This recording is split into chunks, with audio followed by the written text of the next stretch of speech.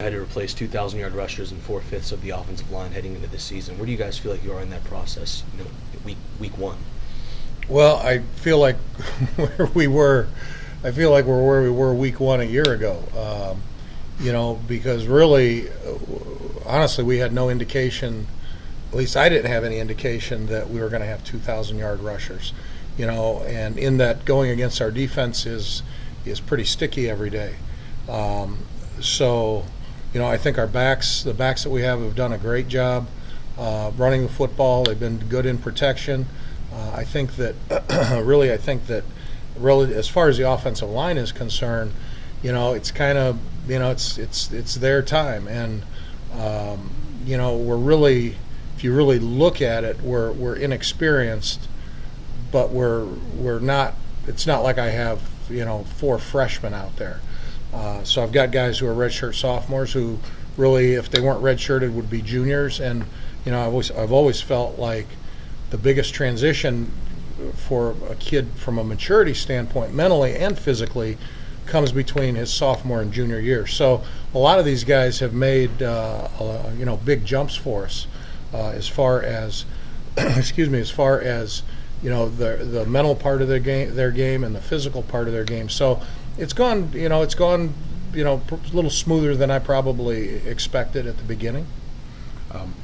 There's a lot of talk about Jimmy's leadership, but Nolan is a senior. What kind of leadership, being that he's a transfer, has he shown?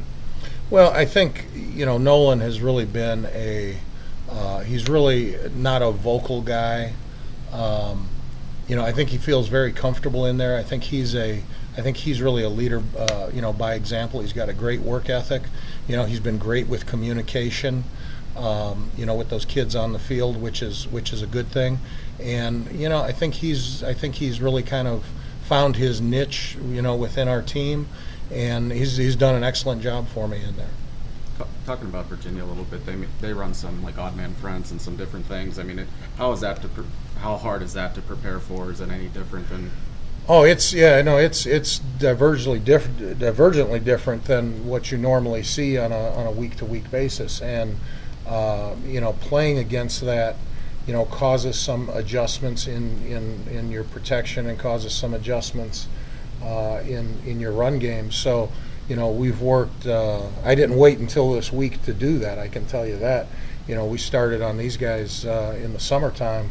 A little bit each day, just kind of trying to hone our skills in that regard, because it's a different deal, and it's kind of like playing the wishbone. It's a huge advantage because they're really they're the only team I can think of off the top of my head that we'll see that really plays that front. A lot of people will play a 3-man front in nickel situations, but whole different ball game. So it's a challenge. There's no doubt about it. I'm glad that we've had some time to prepare for them rather than just 1 week.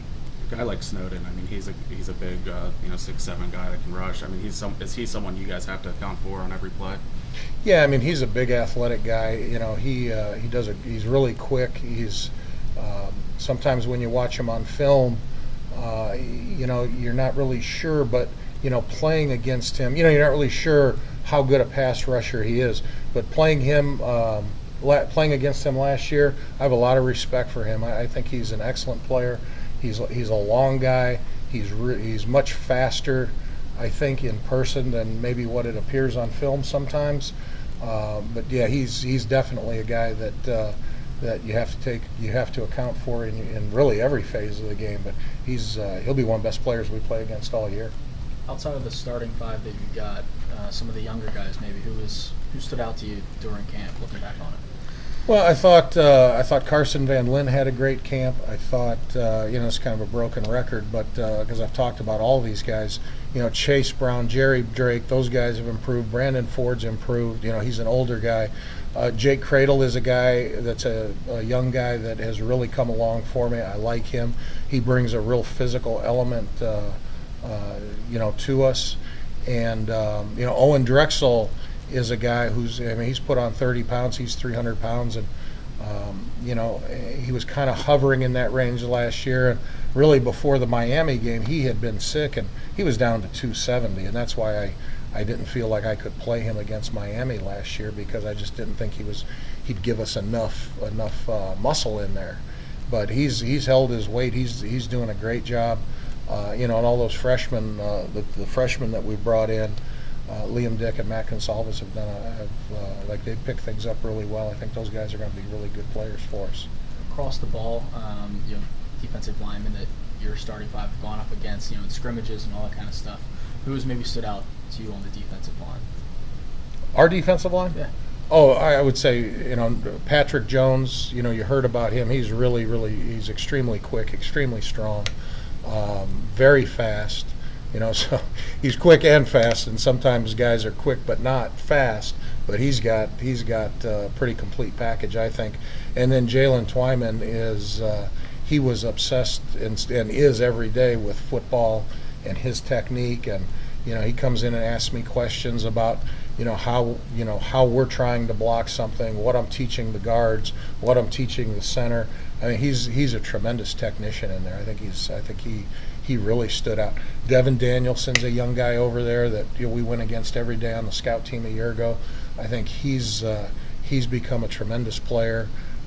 Deslin is doing a great job in there. I think his game's improved. So, all those guys that we went against in camp, it's like I told our guys, there's not many you're going to see on a week-to-week basis that are better than our defensive front. Really, I think with what they do, they make it very difficult to throw it and to run it. So, as a coach, what would you do with Carter and Gabe if they come to you with nerves? I mean, they've never played before. Just probably rip their ass. No, no, and that's a concern for me. And I said that 2 weeks ago.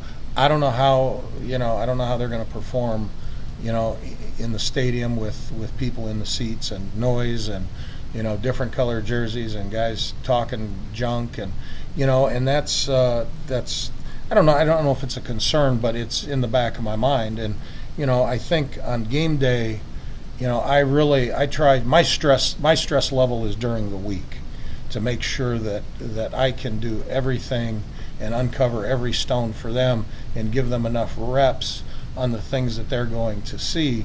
And then on game day, I'm just the corner man. I try to coach them and not make the situation worse than it is, if it is going bad, and just try to get them settled down and roll them back out there.